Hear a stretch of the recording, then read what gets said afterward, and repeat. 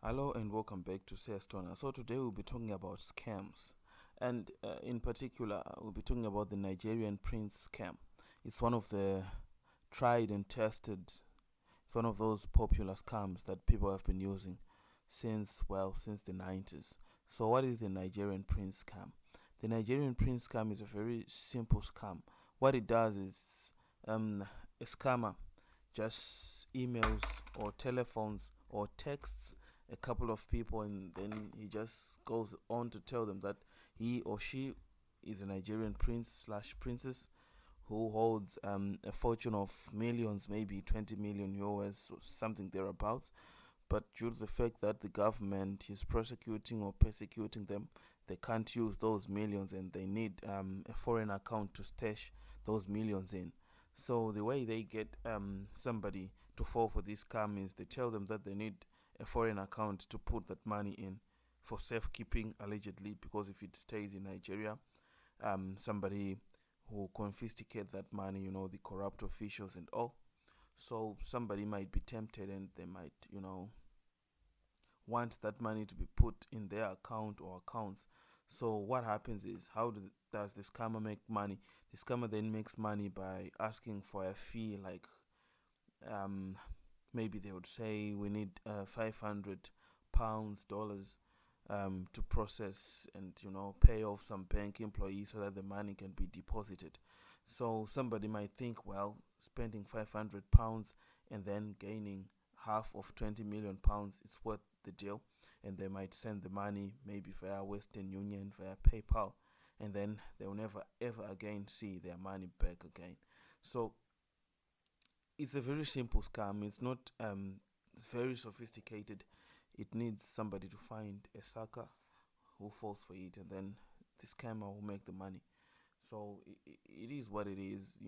It's morally wrong for somebody to scam people like that, but it takes a greedy person to fall for such, for such hogwash. Like, so it's one of those things when somebody greedy meets somebody gullible and also greedy, and they get into business. So that's basically how the Nigerian prince scam works. So because this scam has been made so popular, many people are now aware of it.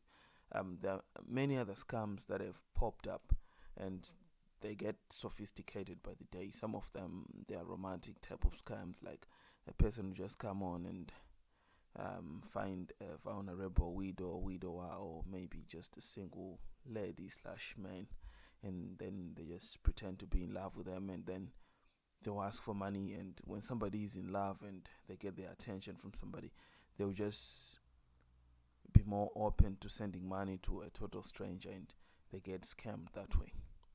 So there are many people running these scams, and it comes from a place of poverty. They are poor, they don't have any money, and they think that Europeans, have it all, and they don't feel guilt about it, because they feel like they, by they, I mean the scammers, they come from a place of deprivation, they come from a place of poverty, and they think, well, it's it's not as damaging to the victims, but sometimes they end up taking the life savings of somebody. They end up, the emotional trauma that the person will feel.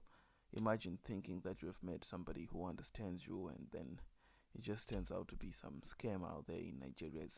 It's really hard. So I had to talk about it, and I had to make this video as a precursor to another video that I'm going to make on one of the best scammers to come out of Nigeria, Hush Puppy. So just watch this space. I'm going to make that video. This was just an introduction, and just to give information on how these scams ran and why these scams ran, just to get you in the mindset of the scammer. Like, share, subscribe.